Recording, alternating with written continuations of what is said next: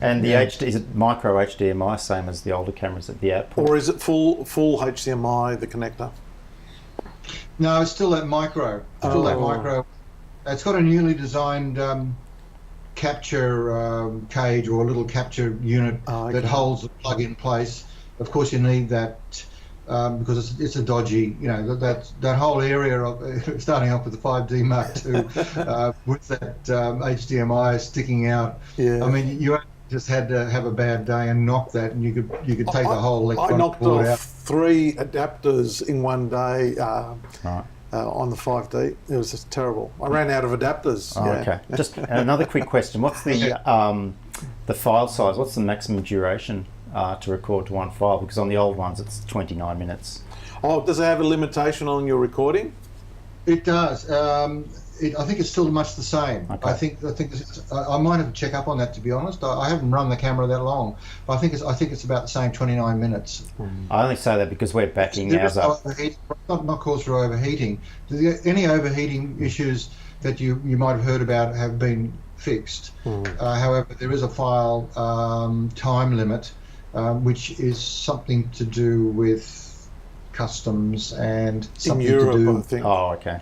It's to do with the classification of the camera as a video camera as opposed to a stills camera. Gotcha. That's what I've been told, rather than anything else. Yep. Okay, so some of the conditions in Sydney, it's quite a nice climate.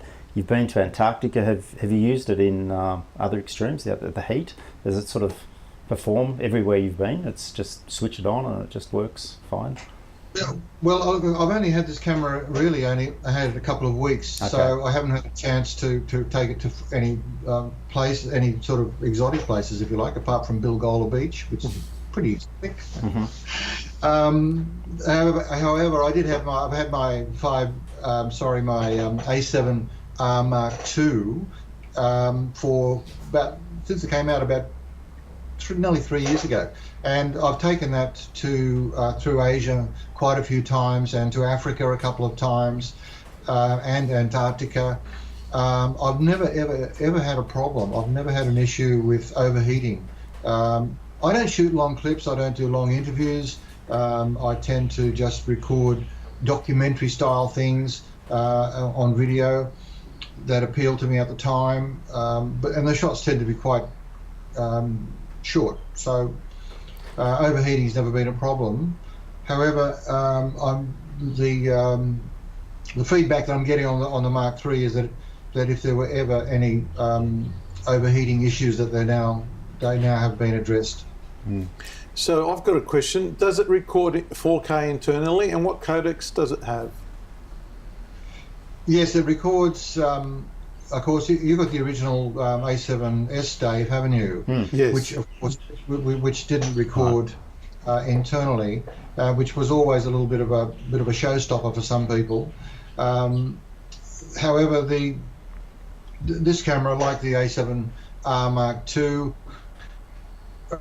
records internally to extremely robust cards, fast cards that I just talked about, and they record at the full. I'll just have to just let me have a quick check here. Just hang on for 2 seconds. Is it the XAVC Lite codec that it records to?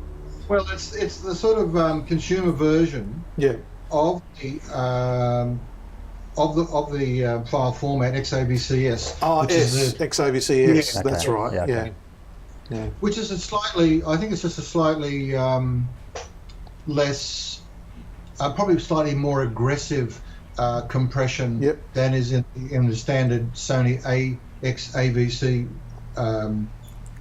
codec. Yeah, so it's probably a long GOP codec too, I imagine, yeah? I don't think it is. Oh, no? So it's an intra-frame? I always forget which of the two it is, yeah. I might have to get back to you on that as well. That's right. But it will record at 4K at 100 megabits per second. Well, that's decent. 100 that's megabits. Yeah. Yeah.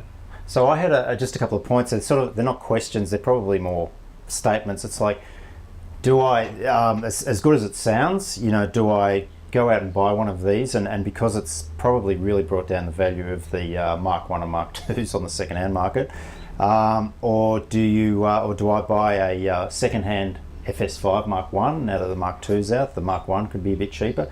Because I just find that in my world with the interviews, like it's good to have matching. Like is a 2 Mark 1 A7S is more powerful to me than one single new one, to get all those angles that the editors like. But my world's probably more HD. You do a lot of interviews, multicam interviews. That's really and that's where two old cameras are probably better than one new one. So just being objective about it, because they're matched sensors. Yeah, absolutely, yeah.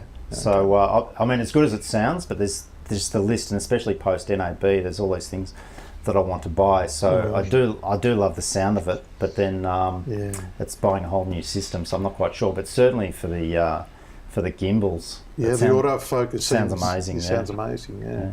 Because the thing too is gone. Sorry, Con.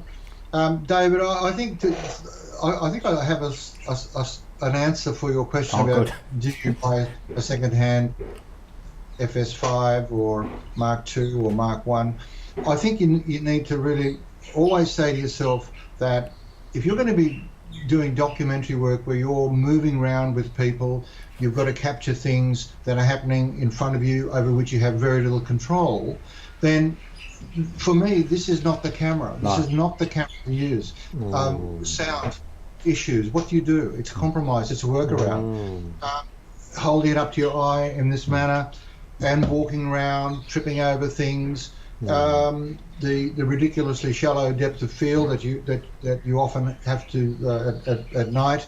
All these things come into play. I still believe that these cameras hold a place, but I think it is a very special place, like gimbals. I think they're a lovely camera to maybe even just shoot. People like shooting interviews on them because they have because of their shallow depth of field, and you can always get your audio sorted out. There's no imperative to rush. You can get it all. You've got a little bit more time to consider and work around the limitations of the camera. But I think as a documentary maker myself, I would always be thinking of something like an FS7, an FS5 camera.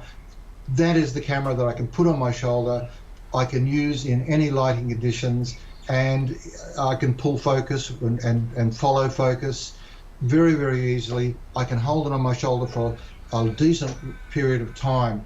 I just think I still believe that the fact that it's a stills camera that shoots video is one of its pluses, but it's also one of its weaknesses. Well said, Peter. Just to clarify again, the A7R Mark III, that's a 40. How big a megapixel camera is it compared to the A7S? Yes, Mark 1 is only 12. 12, and how much is the? This one's the same as the Mark II, which is 43.6 megapixels. Wow. No wonder the pictures are so good, yeah? As in the stills images that you take, yeah. Yes. It doesn't utilize the it utilizes the full sensor, but it doesn't actually. The frame size is not exactly 7,952 by 5,304. Okay. It still uses a very clever, without frame skipping or pixel binning, you're still able to utilize the whole sensor, so you still get the benefit of the large sensor and all the things that probably scrumptious things that come with large sensors we still have. But in the crop mode, in the APS-C mode, which is now assignable. The other thing about that is with these new assignable features, I have the APS-C crop, which is just assigned to a button. So I can jump in at the end of the lens. If it's not quite long enough, I can just hit a button and it just takes me in a little bit further. And we're in video mode with virtually no change in quality whatsoever. Wow. That's amazing. Yeah. Just one thing, can you please just lift the camera back up into shot, please, Peter? And can you just flick open, I can almost want to reach in and do it myself. Can you just flick open the little side doors, just show us where Sure. the inputs are and the SD cards are? And Yeah. okay, Okay, okay, that's cool. Yeah, so there's the two slots. That's cool. I get that. Yep. And then the other side has Yeah. just the Just the thing to say on these slots, David, is slot 1 is the sort of the hero slot that records in the higher higher bit rate. The second one is slightly slower. So there is one. Slot number 1 is the one where you put the fast card. Is that the one at the bottom there you're pointing to? So it's the That's bottom right. slot? Number Yep. bottom. Yep. Okay. That's right. Yeah. Around the other side, you've got much the same as what's on yours, on your A7S. I'm sorry. yeah. That's why So I you've expect got that remote your plug. headphones. Just a bit higher, your, please, Peter. Just lift sorry. up. That's it. Yeah, cool. Yep. Yeah, beg your pardon. Yep. That's cool. No, I can see that. Yep. So Yeah. they also have a USB-C connector instead of a normal USB 2? It's got It has the small regular USB Okay. as well as now the new USB Type C connector as well. So if you're which is very- tethering, it should be really fast to do high-quality images to a computer, yeah? It is faster, yeah, but more importantly, it's actually stronger. You can't put the cable in the wrong way. It's USB Type C is a far more robust system and much better suited for a small camera body than your original USB Micro. Type 2. Yeah. Yeah, Yeah. yeah. Okay. Yeah, I've been using to update the camera. I used this recently, the USB Type C connector, and it's very solid. You put the cable in there, it doesn't jiggle around. It's great. Okay. Big important question. Did you record an unboxing video when you got it? That's a joke. Please tell me you didn't. No, I didn't do an unboxing video. Good to hear. Yeah, that skill. I don't know whether I have the skill for unboxing. I tend to go and make myself a cup of coffee or get myself a glass of wine, and it's a bit of, like most people, it's a little bit of a performance that goes on. I don't think I would like to share that with other people. It's far too slow and measured, That's right. I You agree. savour the experience, yes. I agree. Yeah. So have we talked about everything about the camera? I'm pretty happy with that, and we can put up. Are you contactable, Peter? If people want to ask you any questions or I believe you do some training as well, Peter? That's right, yes. I do a lot of training in my spare time when I'm not shooting documentaries or doing my other speaking gigs. So I do a lot of training in Sydney and Melbourne and Brisbane as well. Okay. So people want to do one-on-ones with me. My website is pretty comprehensive and gives a good overview.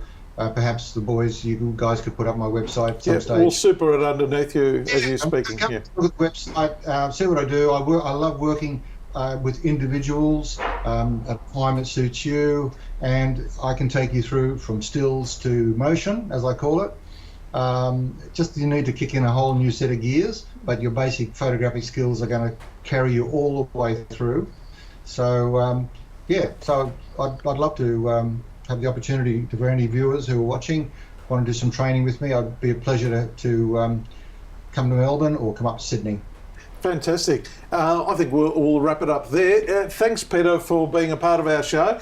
It's been a pleasure. So I'm glad to see that the technology seems to have worked. Yes, it's our first one, and so far so good. It's amazing. It's really amazing.